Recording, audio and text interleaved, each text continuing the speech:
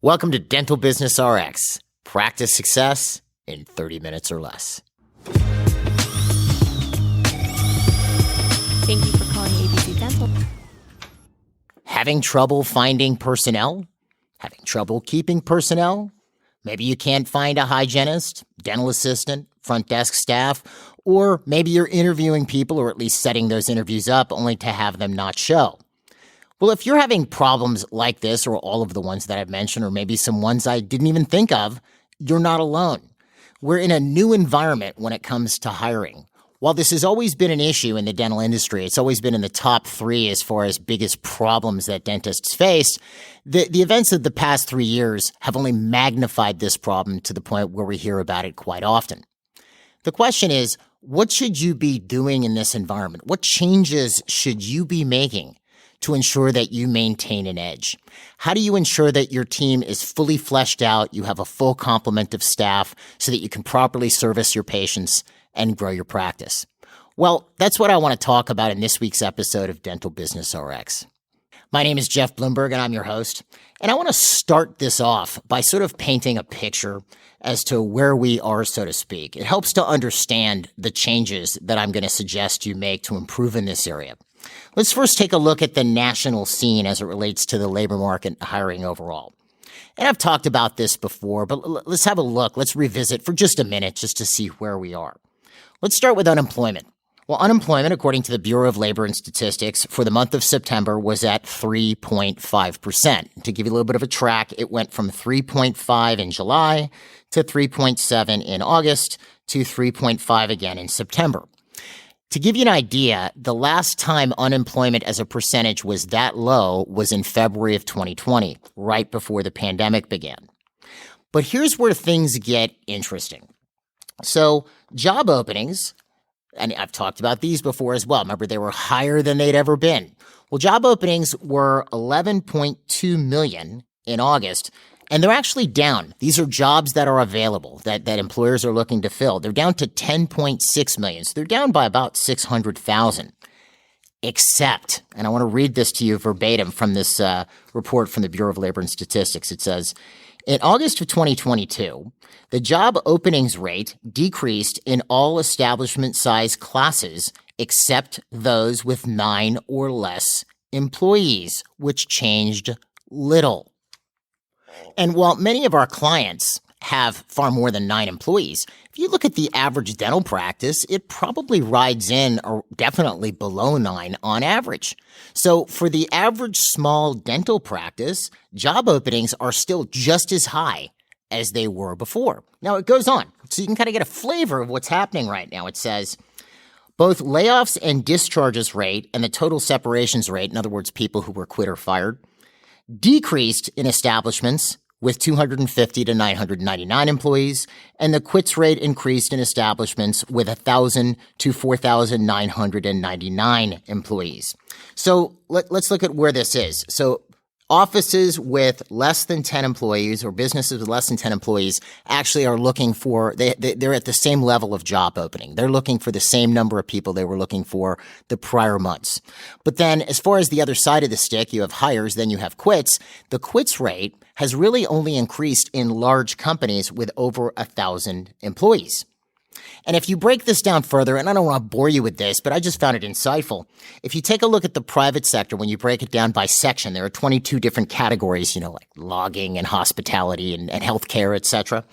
Every sector in the U.S. for this recent September report showed a net increase of employees. So it makes sense that job openings are down. They all showed a net increase except for 2 sectors, which were leisure and hospitalities and food services. So restaurants and food services and leisure and hospitalities, or I keep saying hospitalities, it's hospitality, hotels, things of that nature, all showed a net decrease in employees, meaning more people quit than were hired. Every other sector had more hires than quit. So what we're essentially seeing is more people, and the unemployment rate went down. So yes, more people got jobs last month, which kind of dried up the labor market even more. So we're still riding at this 3.5% unemployment figure. So we're still in. I thought it would, ease off a bit, but yes, we are still in a tight labor market.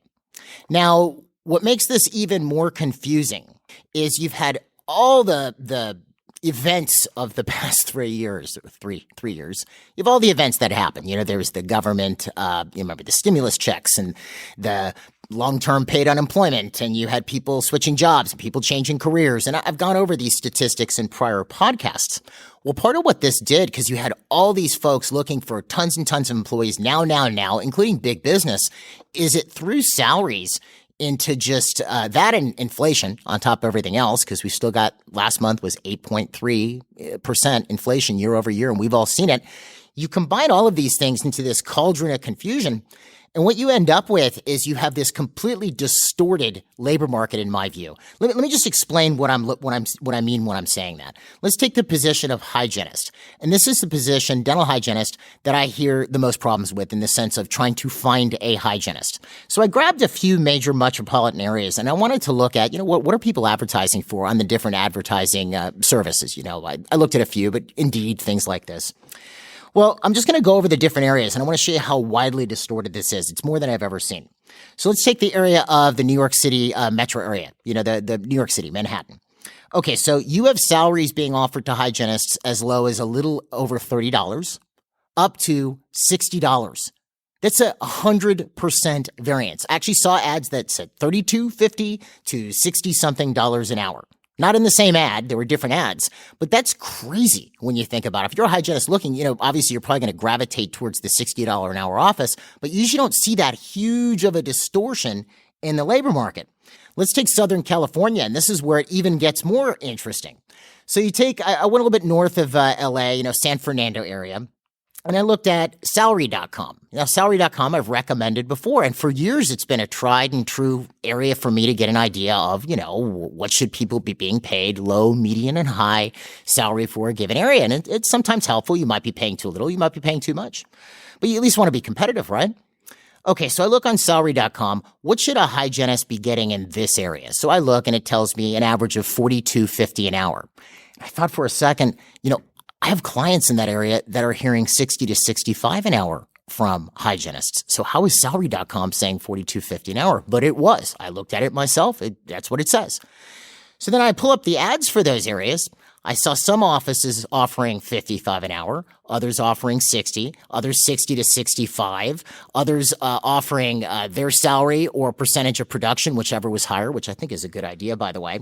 And then you add all the corporate into it. And the corporate is in every area, especially the areas where offices are very hard pressed to find a hygienist. So you have corporate offices offering $4,000 and $5,000 signing bonuses. A signing bonus for a dental hygienist. So I don't know what you have to do to qualify for this signing bonus, but essentially what you get, at least from reading the ad, is I'm going to get all these different bennies, my 401k and this, that, the other, and I'm also going to get $5K for showing up, and I'm going to get $60 to $65 an hour. So again, here's one of the benchmark services we've used for years to establish what salaries are that says $42.50 or whatever an hour at the median range. And the average ad I'm looking at is in the 60s. And then their office is advertising in the 55s, which are probably not finding anyone. Then I took a look at Chicago. 45 to 55, 42 to 52, and 45 to 50. Not that huge of a variance. Dallas went all the way from 37 to 60. And a lot of these corporate offices were advertising, you're going to make $100,000 a year. Now, obviously, anything's possible. Maybe if it's production related, you will, right? Now, one area I found that did not seem to have a hygiene problem was the Miami metro area. Miami is offering salaries from, I saw 30 to 36, 32.50 an hour, 28 to 35, and 29 to 35. And funnily enough, now I may not have looked hard enough, okay? But I did not see a ton of corporate offices in the Miami area offering signing bonuses. You know why? Because they don't have to. So you've got the overall labor scene in the U.S., based upon what's been happening. And then you have the effect of scarcity in various localities. As I mentioned, Miami, which is an expensive city to live in, is offering far less than Chicago and things of that nature. So obviously I can only assume there's more hygienists available in that area because what you're having to offer in order to hire one is not very high. But if you look at these areas where things got scarce, again, the whole market got distorted. And the way I'm telling you, from my view, it got distorted is because of the huge variance in salaries. So we have a tight labor market. This has also affected other positions. You have this huge variance in salaries. No one can decide, what am I going to pay? And then you could also look at it and go, well, corporate's paying $1 million, so I can't compete, which I would never take that viewpoint. But it's created a little bit more excitement would probably be the wrong word, but confusion when it comes to finding personnel. Now, how you go about handling this really depends a lot on what your starting point is. If you had trouble hiring prior to the pandemic, 2019 and earlier, we're going to have to work a little bit harder at this. If you didn't have trouble hiring before, but now you do, a few small tweaks can see some immediate improvement. I mean, what I'm going to tell you can help you in any given situation, but if you really always have had trouble hiring or have always had trouble building a team, there's probably more you're going to want to do. And obviously, this is a podcast. I'm not going to share days and days of seminars that we go over on how to hire and all the different things. But I'm going to hit on the key points that you want to focus on, the major areas that have changed as a result of all this, right? And sort of the viewpoint you want to take here is, you're looking for that good prospective employee. You're looking for somebody who's going to potentially make a good member of your team, right? So I want you to imagine that out of and these numbers don't hold true. I'm just trying to give you some like a little bit of an analogy. Let's say in the past you would interview 10 people and 5 people would have been a good candidate. Well, now that might be 2. And it doesn't mean the other 3 are no longer good candidates, the rest of the 5. It just means maybe they got 6 other job offers. There's other extenuating circumstances occurring. So you just have to look a little bit harder. And I warn you that, you have to look a little bit harder, but don't use that as an excuse to allow positions to go unfilled or to settle by hiring somebody that you think you should not have hired. The fact that it's a little more difficult to find the personnel you're looking for and get them up and rolling on the job does not excuse the fact that you still have to do it. You can't use that as a crutch or a justification to make it okay to not flesh these positions out. So, all right, so I'm going to go over, I have 6 different points that I want to cover with you. And we'll just whip through these and I'll give you my thoughts on them. But let's start with just the hiring process in general. When you go to hire somebody, one of the first things you have to look at, obviously, is what position am I hiring for and how much am I going to pay that person? Well, this is where a lot of this confusion is entered in with this distortion in the markets I was just talking about a minute ago. I mean, the truth is you're going to have to pay more than you were paying 3 years ago, if for no other reason than inflation. You're going to have to pay more. Now, if you're in a situation, and I could go on about this, forever, but if you're in a situation where you go, well, my revenues haven't gone up, well, then you need to take a look at why. Because if you don't offer more compensation for initial hires, we had to do it. We had to raise our starting salaries for an administrative assistant by roughly 20% or 25% over the last 3 years, or we would have no administrative assistants. Because comes a certain point, you could sit there and go, well, this person's just interested in the money. That's not true. The prices have gone up for everybody. So you're going to have to pay a little more. Now, if you're having trouble because your practice isn't expanding, that's a problem and that needs to be fixed. Or maybe you just haven't raised your fees. That's a possibility as well. Or you're involved in a lot of PPOs. Last week we did a podcast where Sabri and I went over the different steps of actually getting out of plans. Here's all I'm going to tell you, folks, is if you haven't done it already, you need to get out. Because who are you competing with? You're competing with your colleagues down the street, some of which may have gotten out of plans. You're also competing with corporate. The one advantage corporate has over you is they can take more of a punch. They have more funds. You're not just looking at that one office's potential for spending. You're looking at the entire corporation that it's attached to. I mean, eventually, I assume if a corporate office has a practice that's just continuing to not perform, they'll shut it down, and I've seen it happen before, but they can take a lot more of a punch than you can. So, and really, truthfully, you don't want to be in that model anyway. So if you have not raised your fees, to at least be commensurate with what they should be today, or you are still involved in a lot of PPOs, you're going to find that you're going to start getting priced out of the market. I predicted this 2 years ago. You're starting to really see it now. So if you haven't gotten out and you want help with that, you want to get out of plans, for example, we do offer a PPO exit strategy consult session. I'll put a link on the episode webpage if you want to check it out. But now's the time to get out. Sometimes this is going to take time, guys. So if it takes 2 years to get out, start now, because then you're out by 2024. If you start next year, it's 2025. And it's not going to necessarily improve, okay? All right, next point has to do with advertising. When you place your ad, I would not necessarily follow the herd on this one. Yes, I would put the benefits, but a lot of the ads I'm seeing are very benefit heavy.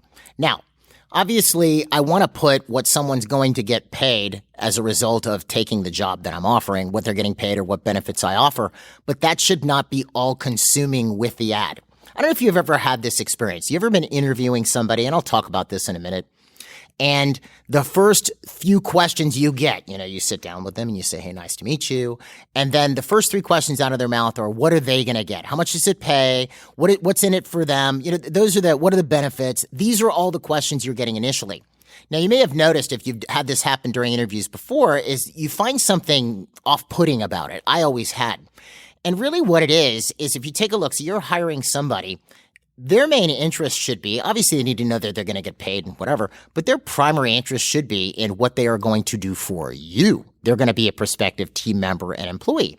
If it's all about what you're going to do for them, that's a problem. So with the ad, you want to find a balance. You want to have, sure, you can put the bennies and the salary, whatever you want to your heart's content, but you also have to put what you expect from them. What's your office like? I have some sample ads that we give to clients if you want. I'll put them on the episode webpage. You can download them. There's sample ads for every position in a dental practice, but the main idea is you don't want it to be all about them. It should also be about you because you're hiring somebody that is supposed to be doing something for you. Sure, you're going to pay them for it, but they're supposed to be working for you. Okay. So now let's get to the next point. You've got ads, you've got responses, whether it's Indeed or Dental Post or iHire Dental or wherever you're advertising. Now you have prospects, people who are actually inquiring about the job. Okay, and one thing I'll mention, I'd forgotten to mention this earlier. I believe it's Indeed. I've seen, for some reason, the filters on Indeed have gotten a little weird. If you're hiring a hygienist, for example, and you put all these filters on there, it just narrows your number of candidates to nothing. Because, look, I know you don't want to find a hygienist who isn't really a hygienist. You've probably gotten those calls before. Hi, I'm calling about the hygiene position. Okay, are you a hygienist? No, but I'd like to be one. Okay, we're not looking for those. But for some reason, when you take all the filters off, you get a lot more prospects that you wouldn't have gotten before. Just something to check out. Anyway, so let's say we have some prospects that we want to interview. Here's usually where the largest mistake is made. So someone is inquiring about a job. Now, keep in mind, in this market, let's say this was 3 years ago. If I'm inquiring about a job, I may have one other offer on the table, or maybe you're the first person that I'm calling. Okay, that's not the case in a lot of these situations anymore. There's several people that they're contacting. You're first on the list, or they have 3 or 4 positions on the table. So if someone expresses interest in a position in your office, we've always said to contact these people quickly because someone who is upbeat is going to find a position quickly. That needs to be magnified in this environment. If you get a lead, the person needs to be called instantaneously and brought in for an interview. Like, it has to be fast, instant. If I get it as an email, I'm calling this person in 5 minutes. I'm texting them, trying to get a hold of them. I'm emailing them back. I want them in as soon as possible because your pool of potential employees now has a lot more people looking into it to hire. So it has to be instantaneous when you bring them in.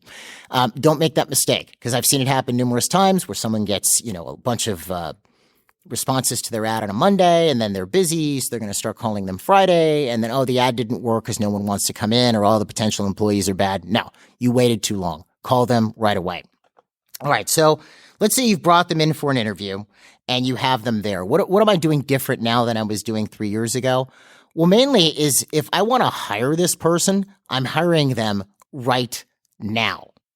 I'm doing my standard interview process. I'm looking at past performance on other jobs, whether they can do this job. Do they fit all the criteria for the job that I'm laying out? Can they work the hours? Are they planning on being here for any length of time, not like moving out of town in 6 months? The normal stuff I'm going to find out when I do an interview. But let's say this person fits the criteria for the position that I'm offering, and I'm offering a fair wage based on what other people are offering in the area, and I think this person would be a good fit. I'm going to do whatever I have to do to hire them immediately. Now, we do background checks, which we use a service for. Obviously, I'd recommend you don't go using one of those. I had one person tell me they tried using Instant Checkmate, which is illegal, by the way. So don't do that. Use a service. Companies like ADP and other companies offer a service where the person signs it in order to do the background check. I know in certain states you have to offer them position first, so talk to your employment attorney. But we also check references. So let's say I'm interviewing you for a position I think you'd be a good fit. I'm going to say, hey, do you mind hanging out for a few minutes? And I'm going to go do those things and then offer you the position. Like, I'm going to get it done now before you leave. While you're drinking a cup of coffee, I'm doing my homework so that when we're done, I can go, hey, we'd like to hire you. Here's the position. Because if I don't, and I let you walk, there's a really good chance you might go off somewhere else and they may do that, and then I lose you as a potential prospect. So now the other thing to think with here too, and this is where interviews can burn you out after a while if you're doing a lot of interviews, is let's say you have an interview process. Like I have a process I go through. Let's say we'd stage it in 2 sections. Stage 1, it's almost like, I don't know, it's sort of like someone makes it up to level 1 and level 2, all right? So level 1 is my basic questions I'm going to ask, where I'm going to explain the position, I'm going to explain what's required, I'm going to look at how you react, and I'm going to ask you certain questions that we teach all our clients to do. Now, if you don't make it past level 1, I'm not going to get into level 2 because you're already going to be a bad fit. I can tell you can't work the hours. You don't like the salary that we're offering. You have other issues. You're not planning on being around for any length of time. So I don't feel like I have to do this full half-hour interview with you because I've already spent the first 8 to 10 minutes and I've determined that you're not a good fit. So I can cycle through a lot of potential employees very quickly. I don't do this myself anymore. I used to in the past. I was the primary source of hiring. We now have a department that does that in HR, but it's very quick. The initial interview goes very quickly to see if they're going to move on to, it's not really a second interview. It's all happening at the same time. But if we're going to really invest some time and investigate whether this person would be a good fit for our business. If you do it that way, and you can kind of, because you've probably had times where you're interviewing somebody for an hour and you knew in the first 10 minutes, this person's never going to work. And then you spend the next 50 minutes trying to talk yourself into it and see if something changes that makes you want to hire them all of a sudden. If you do that, you're going to burn yourself out because then you've just burned an hour on somebody that you knew you were never going to hire. They're just a bad fit for the practice. And then now you have to do it again. And then you're hoping to find that one gem. Well, if you just do quick interviews and you can kind of, get the quick points out of the way to see if this person's a good fit. These are the hours, the compensation, this is what's expected, blah, blah, blah. Say it's a hygienist and you explain, okay, this is the hours, this is the compensation. This is what's expected of you. Oral hygiene instruction, obviously doing dental hygiene on our patients, and the doctor wants you to assist with case presentations or at least patient education in that regard. And they go, well, I don't mind cleaning teeth and I'll do oral hygiene instruction, but I don't help with case acceptance. That's just not my thing. Okay, so you could find that out in the first 15 minutes. You told them the hours, etc. Well, if that's the case, they're just not a good fit for your business. Why keep going? Well, you might say, well, I really need a hygienist. Yeah, but that's not your hygienist. You're going to have problems. You already have a problem. You haven't even hired him yet. So move on. Thank you very much. Look, that's required here at this position. The doctor really expects the hygienist to help with those things. We're all part of a team here. So maybe this just isn't a good fit for you. I would go that direction because then, I'm spending 15, 20 minutes max with people that are not a good fit. But then the ones that potentially are, I'm spending more time with because then those are the ones I want to invest the time into. And I'm not going to burn out on the subject of hiring altogether. Otherwise, it just becomes this problem. So decide quick and don't settle. Do not settle. You have a point in your interview process where you decide, yes, I want to invest more time, or no, I don't. I want to end this interview off. And if it's somebody who just does not fit your criteria, there's some type of a deal breaker in there, end off, don't hire them. You're going to regret it later, especially in this environment. We then get to onboarding. Now, this is an area, this is, again, an area we've talked about for years. You need to get serious about this. You need to be good at it. You have to have good training materials. Not a lot of offices have taken us seriously over the years as we've said that. And I think it's not a matter of desire. I think everybody wants great training materials, but it looks like this big mountain you got to climb. And there's all this stuff that you got to put together in manuals and whatnot. Well, let me tell you a couple basic things here. First thing is, it's better to have something than nothing. Even if you have a job description, that is better than no job description. Even if you only have a couple policies on how things are done in your practice, that's better than no policies on how things are done in your practice. But you have to start getting serious about this onboarding process because what I'm going to tell you next makes this all the more important. Now, I mentioned you don't want to mess around with the interview process where you spend an hour interviewing somebody that you just know isn't going to work, right? You want to do that fast and move on, right? But obviously ask enough questions to see if they're actually going to work. You don't want to shortchange yourself and have somebody who potentially could be a good employee, you just didn't ask the right question. But that same thing applies to hiring. when you bring somebody on board, because you have an environment where the transition rate or turnover rate has definitely increased, all right? You do have a lot more job hopping in this environment than we did 3 years ago. So that same concept of moving quickly applies. If I have somebody I've hired and I can tell after a week and a half, 2 weeks that this just isn't going to work, and I've always applied this. There are some exceptions over the years, but I've always tried to apply this. If someone isn't going to work after 2 weeks and I've done everything in my power to get it to work, I'm going to end off on that now. I'm not going to continue to belabor the process hoping that something magical is going to change so that they're going to work. There's a few reasons for this. The first thing is, if someone's not working out despite my best efforts to get them to work out, well, that's going to be upsetting not only for me. If they're on patients' lines, it might upset my patients. But even though they don't say anything, it's going to upset their coworkers who are having to pick up the slack for their non-performance. So you hire a receptionist, they're not working out, they're doing a poor job, you're constantly having to show them how to answer the phone over and over and over and over again. Well, who do you think's picking up the slack? It's your office manager or your financial coordinator or someone else sitting at the front desk. Well, even though they're not mentioning anything, it's irritating them. If you don't believe me, ask some of your team. This has happened before. And they're not going to be, mean and say anything negative because they don't want to get this person fired, but it's definitely irritating. So why would I want to put the rest of the team through that? If someone is not making it after a couple weeks, I'm going to move on. Because also, turnover is costly. Turnover is always costly. And it costs you more the longer you retain a non-performing employee. The fact that you have to go out, advertise, spend time interviewing. Let's say it's your office manager and you're paying your office manager $30 an hour. Well, every hour that they had to spend interviewing a prospective employee cost you $30. But it costs you more than $30 because there's other things that office manager would be doing instead of interviewing somebody. You see, maybe they help with treatment coordinator and, you had an overflow and someone else had to see a case and it didn't close. So it becomes costly every time you have to turn over an employee. So, and if I leave them there longer, there's that cost. And then if I leave them there for a while, if they're not performing, it's going to start to depress the production or the statistics of the practice if I have a non-performing employee on the job. So that costs me money. Then I have to go through the process of bringing somebody new up to speed, which also costs me money because someone has to be there training them. So I want to move on quickly if it's not working out, because the longer I keep this person, the more it's going to cost me if it's not working out. It's also not nice to the person themselves.